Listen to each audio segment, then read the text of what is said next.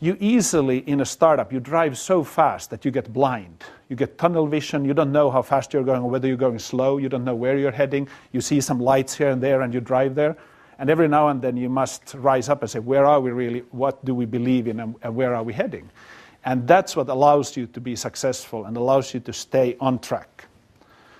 But of course, like all entrepreneurial advice, they always come with a caveat, and there's always a contradiction in every piece of advice.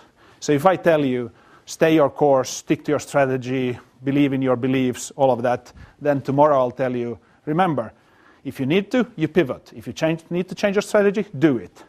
And then you say, so which one is it? Well, we never know. Advice always comes in two shapes. There's the advice against doing something and the advice for doing something. And you need to decide how you receive advice. And that was a very important learning from me. In one of these episodes, the first that nearly killed MySQL. So I joined as CEO. We had a partner in the US. I traveled to them and said, hey, we love your partnership, but this paper we signed isn't really a partnership, and you're not living up to your side of it, and we need to renegotiate and get a new model going. And they negotiated with us, but they said, hey, what is this? You signed this paper, we now have these rights, we have the right to use your trademark in the US, and we own this and we own that. I said, what is this?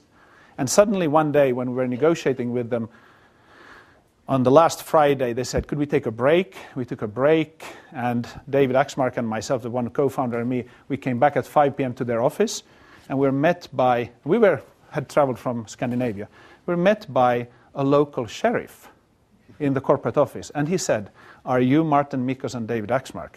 I said, yes. And he handed us 2 yellow envelopes and said, you are hereby served.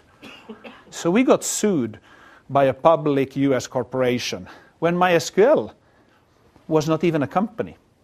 MySQL back in Scandinavia consisted of 4 different companies of the founders. We hadn't raised any capital yet. We had term sheets signed a few days earlier, but we had no money. And I went back to John Wattin, our chairman-to-be, and said, what do we do now? We can't afford the lawsuit. We have no company. We have no money. What do we do? And I was ready to give up. I thought, I've been here just a few months. This isn't what I ordered. I thought this would be a business build-up. But John said, Martin, now let's figure out something really bold here. So we decided to go back to all the VCs and say, guys, good news and bad news. Bad news, we've been sued in the US. Good news, we'll give you twice the amount of shares for your money. And now, Scandinavia's pride is at stake. You're not allowed to withdraw. And of course, any smart VC would have withdrawn. You don't invest in a company that is just being sued. But we used all our methods of influencing and said, you cannot withdraw, because the Norwegians aren't, so you Swedes cannot. We had VCs from Norway, Sweden, and Finland.